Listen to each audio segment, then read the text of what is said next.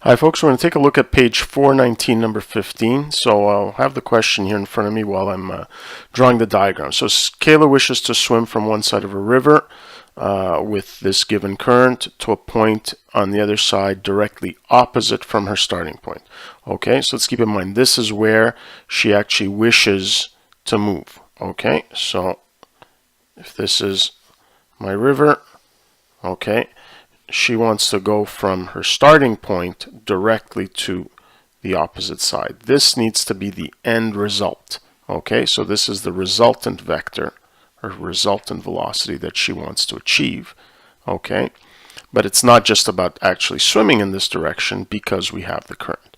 Okay, so in order to get this resultant velocity, we have to add her swimming velocity, we'll call her water velocity, along with the current velocity. Okay, so they tell us that the current has a speed of 2 kilometers per hour.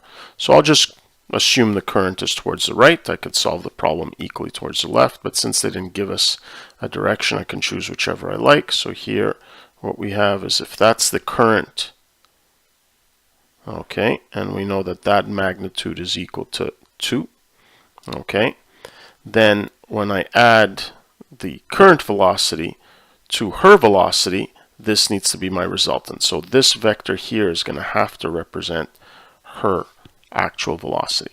Okay, now we don't know her direction, but we do know how fast she can swim in still water. So that means, you know, sort of the fastest that she can actually swim, and that's just, so if this is the what we'll call water velocity, okay, that's equal to 3.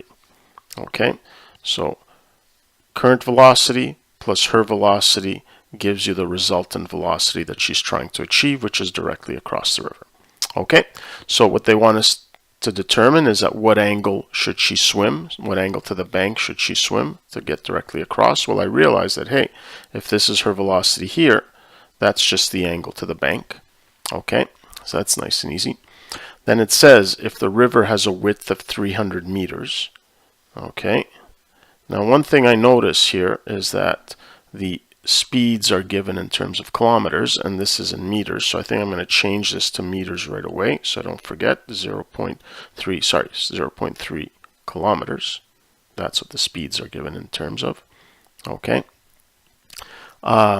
How long is it going to take her to cross the river? Well, what I'm going to use is the fact that the time is the distance divided by the velocity. So I'm also going to have to find the magnitude of her resultant velocity.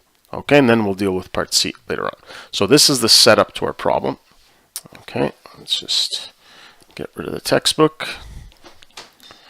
Okay, and let's start with question A, which is at what angle from the bank should she actually be directing herself toward. Okay, so it's going to be this angle here. Now this happens to be a right angle triangle, so this is fairly nice. So here I've got the adjacent side and I've got the hypotenuse side, so we're just going to use cosine. So cosine of theta is equal to adjacent over hypotenuse, so theta is just inverse cosine of 2/3. Okay, so let's get that here, inverse cosine of 2/3, and we have 48.2. Okay, so that's 48.2 degrees, and so this is the angle to the bank that she has to swim. Okay, so the next step is in B, we want to find the time it takes in order to cross the river. Okay, now let's keep in mind our relationship between speed, distance, and time. Speed is distance over time, so if I rearrange that, time is just distance over speed. Okay, I already know the distance that has to be traveled. It's 0.3 kilometers. What I have to determine is what's the speed in that direction, which is just going to be the magnitude of the resultant velocity vector. But again, I've got a right angle triangle with 2 other sides, so I can just use Pythagoras. So the magnitude VR is just going to be the square root of the hypotenuse squared, so 3 squared minus the other leg squared, 2 squared, so that's just going to be 9 minus 4 is 5, so square root of 5. Okay, about 1.2, but let's get a more accurate answer. square root of 5. Okay. Sorry, did I say 1.2? I meant 2.2. Okay, we'll go a little more accurate. We'll say 2.24. Okay. So 2.24 kilometers per hour is her speed. And so now I can use my formula to find the time that it's going to take. So the time is going to be 0.3 kilometers divided by the speed of 2.24 kilometers per hour. And we're going to get 3 divided by, 0.3 divided by 2.24. And that's equal 1.134.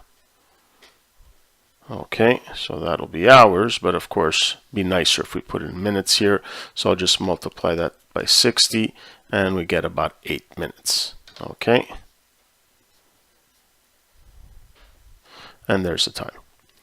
Okay, now the last question here, I'll just read it out. It says, if Kayla's speed and the river speed had been reversed, explain why it would not have been possible for her to swim across the river. Okay, so let's go back to our diagram here and maybe even redraw it.